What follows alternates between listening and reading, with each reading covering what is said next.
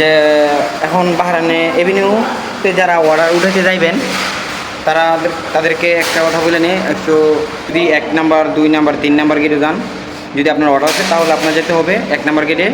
একবারে যে টয়লেটের এখানে যে আপনার অর্ডার উঠেছে সব অর্ডার ওইখানে আসলে আসবে। আজকে থেকে নতুন আপডেট আসছে।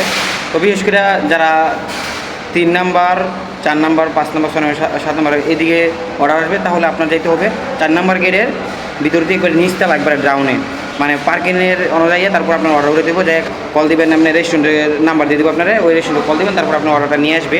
তো আগের মতো সিস্টেম চেঞ্জ করে রয়েছে, একদম নিউ আপডেট দিচ্ছে, নিউ সিস্টেম। এখানে আসলে আগের মতো সিস্টেম না, আপনার যাইয়া ভিতরে অর্ডার নিয়ে আসবেন।